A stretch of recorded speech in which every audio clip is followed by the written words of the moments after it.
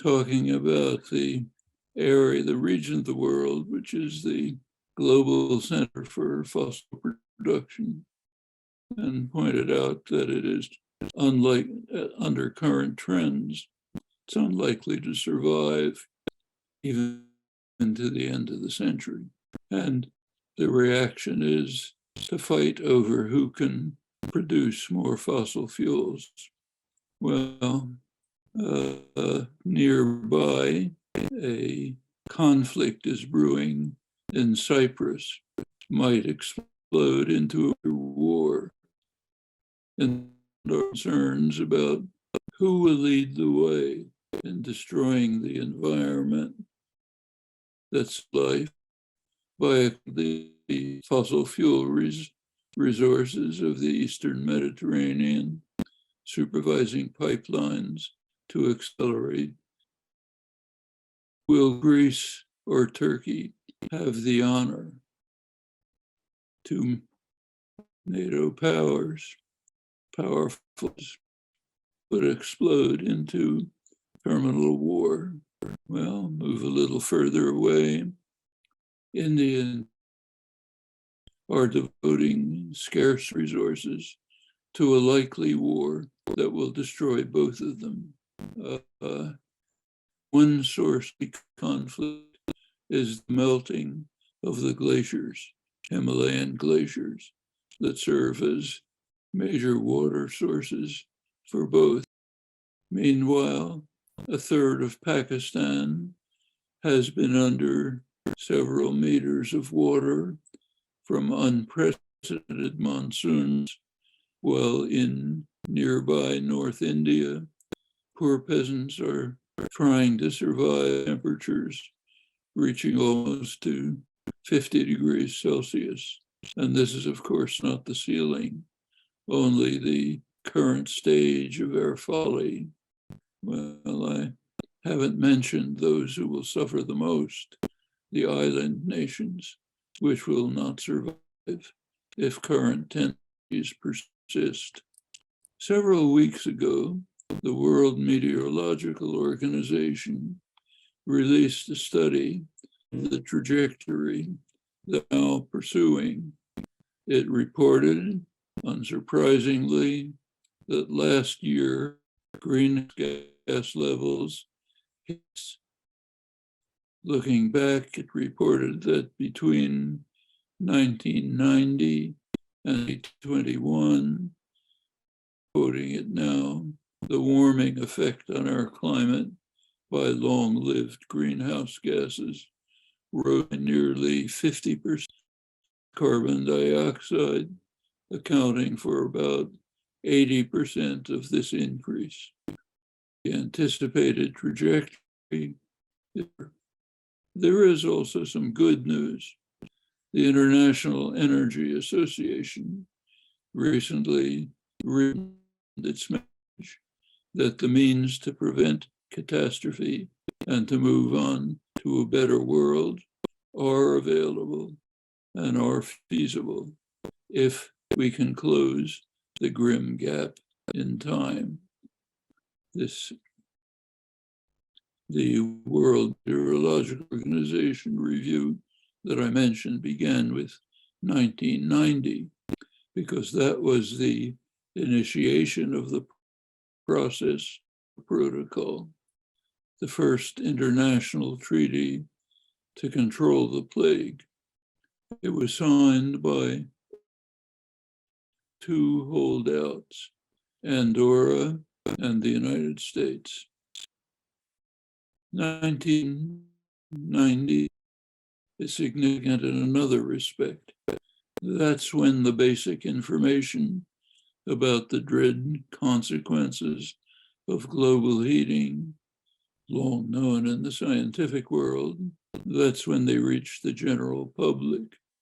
The critical event was widely publicized testimony on the coming catastrophe by the prominent earth scientist James Hansen. The corporate sector reacted at once. To them, Hansen's testimony was others. Their own scientists had been in the forefront in identifying and warning about the threat, but their work and warning had filed away as annoying company secrets. After Hansen's testimony in 1998, secrecy was no longer possible. The public relations specialists of the companies were called into action. They recommended that the companies should not deny the facts and be quickly refuted. Rather, they should sue. Maybe we have not yet understood the effect of sunspots or cloud cover. Let's be reasonable and wait. Meanwhile, growing our economies by rapid use of fossil fuels so that we'll be able to confront problems as a much richer society. While, of course, the companies are raking in huge profits. That worked well with the consequences just reviewed by the World Meteorological Organization.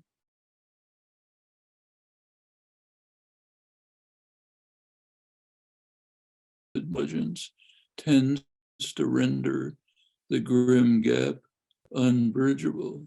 Over the centuries, humans have constructed institutional structures which are designed to lead to species suicide in the interest of short-term gain for the masters. A new insight. 250 years ago, Adam Smith observed that those he called the masters of mankind, his day, that was the merchants and manufacturers of England, the masters, he said, are the principal architects of government policy and make sure that their own interests are most peculiarly attended to, no matter how grievous the effect on others. I'm quoting Smith, includes the people of England, though more so the victims of those he called the savage injustice of the Europeans abroad. In all ages, Smith warned, if they operate without public constraints, the masters will relentlessly pursue their vile max, all for ourselves, nothing for anyone else. That's the nature of the institutions.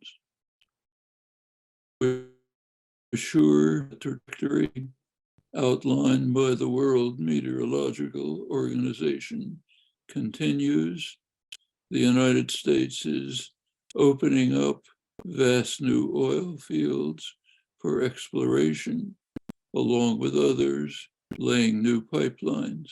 The euphoria in the fossil fuel industry headquarters is unconstrained, buoyed not only by stellar prospects for the march to the precipice, but also by profits beyond the dreams of avarice. A few weeks ago, ExxonMobil posted the highest profit in its 150-year history as prices surged. Chevron, another major, also blew past estimates to post their second highest ever. Saudi Arabia enjoyed double those profits in the last quarter. Others among the masters are not lagging behind. Military production is skyrocketing. Prof, few corporations that dominate food production are reporting record-breaking profits thanks to the hunger that's stalking the world. Pursuit of the vile maxim is relentless.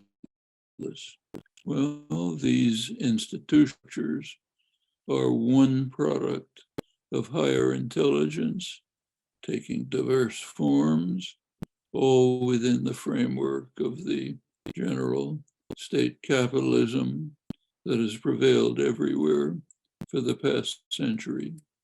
There has been progress in containing their worst excesses, but in the past 40 years, serious regression. We even have some measures of the regression.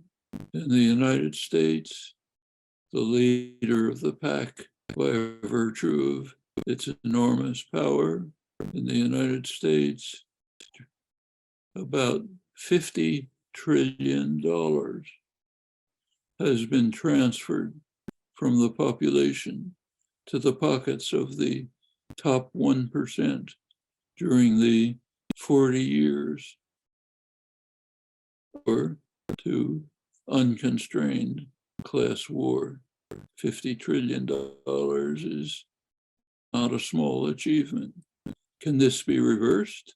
In principle, yes, we know how, just as we know how the climate crisis can be contained by readily available measures that will make it possible to move on to a world. But knowing the answers is not enough. The grim question remains: can we bridge up between we know how to do and our capacity to implement that knowledge for the common good? Well, let's turn to the second of the threats to survival, this one imminent, not lingering in mounting horror like the climate crisis. Second threat is nuclear war. It's with regard to nuclear war that the grim question of the unbridgeable gap was posed in stark terms in August 1945. That made it clear that human technical competence had risen to the level where it could destroy life on Earth. Not quite. The bombs were still too small, but it was clear that technology would move on to the capacity to destroy everything, as it did in 1952, when the United States and the Soviet Union exploded thermonuclear weapons. Can destroy everything. At that point, the hands of the famous doomsday clock were advanced to 2 minutes to midnight. Midnight meaning termination of the human experiment. The hands have oscillated since, varying with assessments of the global security situation. They did not reach 2 minutes again until President Trump's term in office. In his last year, the analysts abandoned minutes and moved to seconds, 100 seconds to midnight, where the hands now stand. They will be reset in late January, and they should be moved still closer to midnight. The nature of the threat is stated clearly in the official strategic posture of the United States.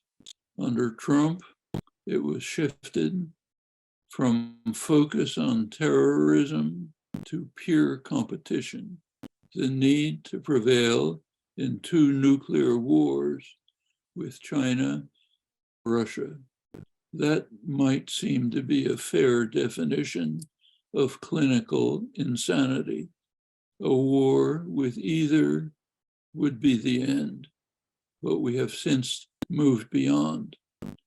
The Biden administration adopted this policy, but expanded it.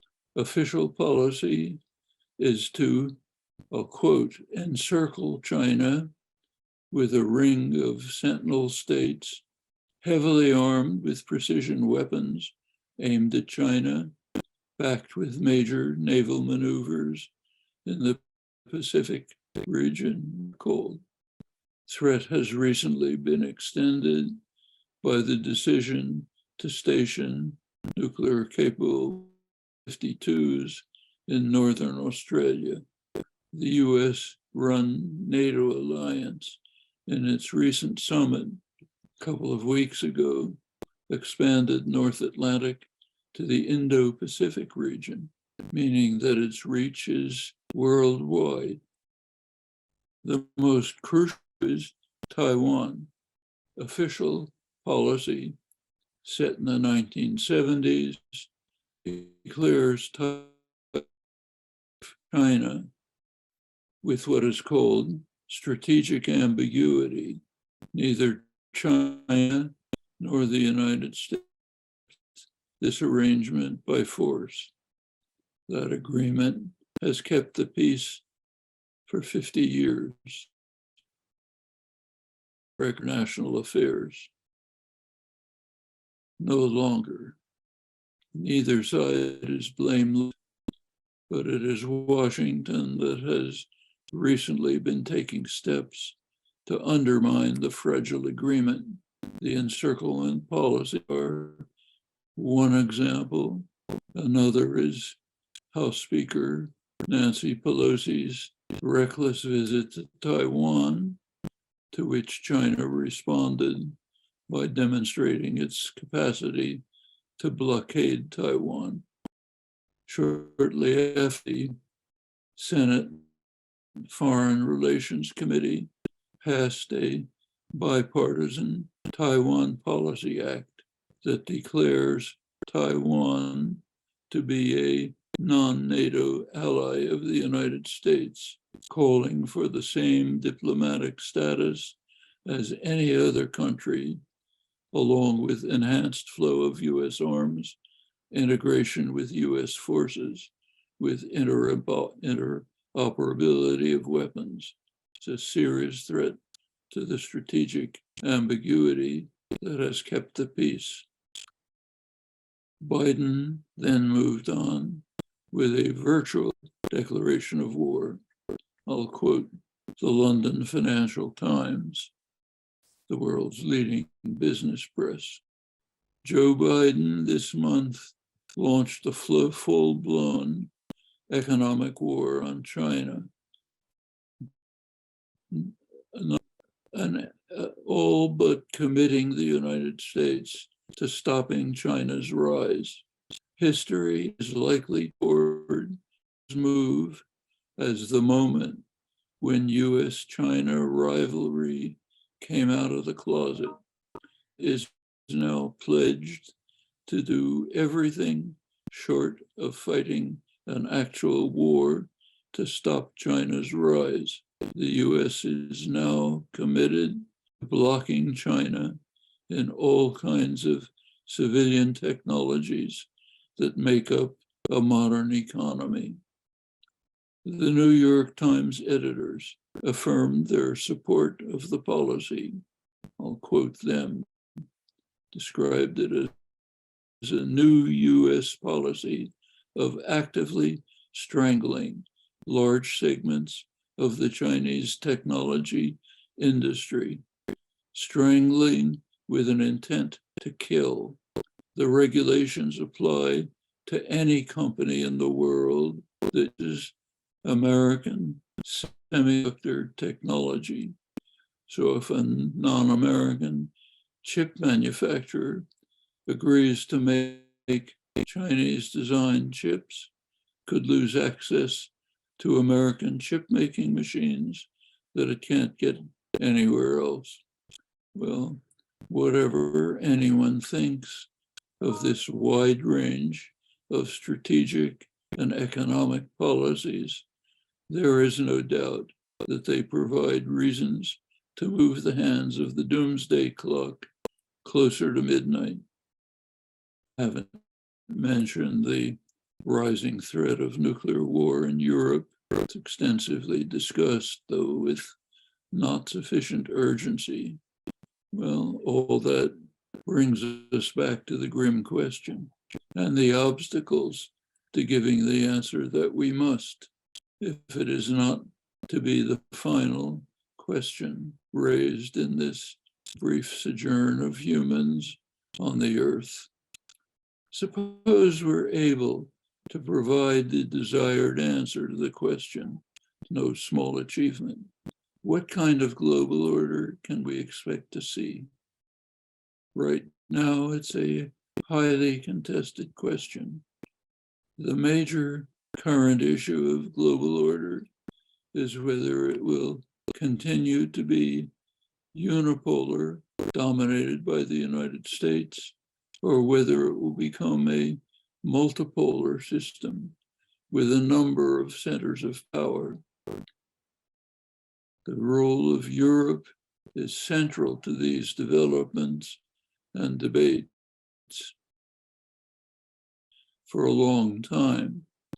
Throughout the Cold War, there have been conflicting visions of Europe's place in the global order.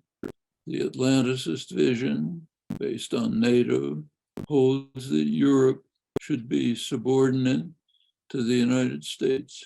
Charles de Gaulle was the leading advocate of the view that Europe, in words, from the Atlantic to the Urals, encompassing Russia and Western Europe, should become an independent third force.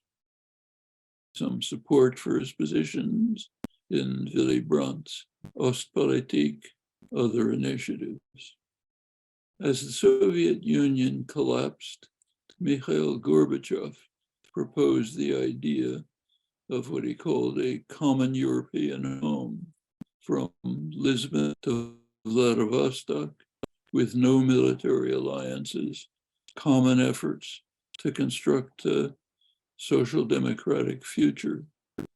The United States toyed briefly with similar ideas, but they were rejected by President Bill Clinton in favor of expansion of NATO to the Russian border, in violation of firm, unambiguous promises to Gorbachev when he agreed to unification of Germany within NATO, and against the advice of virtually everyone in the higher levels of US diplomacy who had any knowledge of Russia, beginning with George Kennan and many others.